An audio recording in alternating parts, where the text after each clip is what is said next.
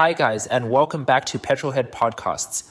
The 2025 Tesla Model Y Juniper refresh has just been announced for the Chinese market, and it is a huge deal as this represents the first major refresh for the world's most popular electric car, and many people have waited for years for this refresh to launch. However, the new Model Y has not been announced for the US market yet, and just like what happened with the 2024 Tesla Model 3 refresh, America will likely have to wait a few months, possibly until mid-year, before the new Model Y goes on sale stateside. As a result, it begs the question, for someone in the market for an electric SUV right now, are you better off buying the old Model Y or one of the competitors now? Join me as I go through an in-depth analysis, leveraging my own experiences of vehicles in this segment to give you the answer. Today, we will be answering the following three questions. First, should you buy a discounted inventory Model Y if you need a new car in the near future? Secondly, should you buy one of the Model Y's competitors versus waiting for the new Model Y? And lastly, are the new Model Y's changes effective? For the first question, should you buy a discounted inventory Model Y if you need a car now? It is tempting to buy the outgoing Model Y right now, especially as discounts are only going to increase as Tesla tries to clear out inventory before the new Model Y launches. I wouldn't be surprised if the financing deals, price cuts, and other incentives Tesla heavily used last year continue throughout the spring of 2025. However, I believe that the answer is no. You should not buy the outgoing Model Y for the following reasons. Firstly, the EV game has moved on a lot since the original Model Y launched for the 2020 model year, and it feels very dated. While Tesla has rolled out some incremental updates to the Model Y over the years, such as introducing a revised suspension setup, it does not change the fundamental characteristics of the vehicle. I had the chance to drive a 2024 Model Y last year, and I think the driving experience leaves a lot to be desired. The vehicle's ride quality is very bad, being extremely stiff over broken pavement, while the handling and noise insulation are not amazing either.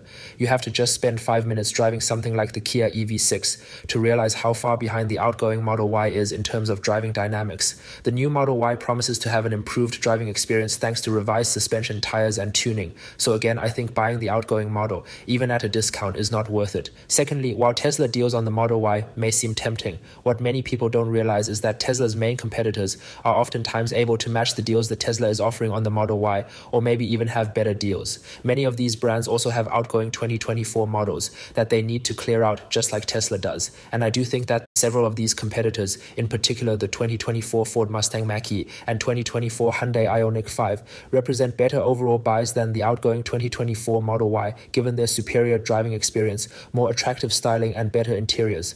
For more details on how these 2024 models compare, be sure to check out the in-depth comparison video linked in the description. Moving on to the second question, should you buy any of the Model Y's competitors now versus waiting for the new Model Y? So I think this is the more important question. Let's address this by first identifying what are the main competitors for the Model Y.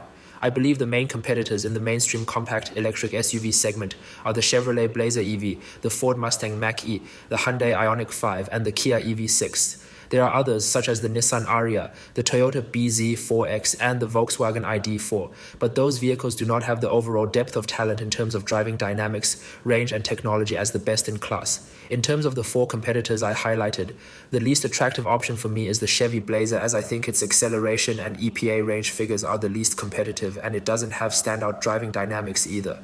I think that the 2025 Ford Mustang Mach-E is also not a very compelling product, as Ford did very little to update it compared to the 2024 model, and the interior of the Mach-E is starting to feel dated, and its driving dynamics lack the level of polish of the Hyundai and Kia. In terms of the EV6, I think the vehicle's driving dynamics are excellent, but however, the car's interior plastics feel really cheap, which at least for me would be a deal breaker. The Ioniq 5, however, is a very compelling product that has gotten even better for 2025. The Ioniq 5's driving dynamics, just like the EV6, are excellent, with the advanced frequency selective dampers providing both excellent ride quality but also great handling and body control. The Ioniq 5's interior quality is also notably better than the EV6. Personally, I have always thought the Ioniq 5 had two major flaws, one being the low EPA range figure, and two being the white screens with huge bezels that looked dated.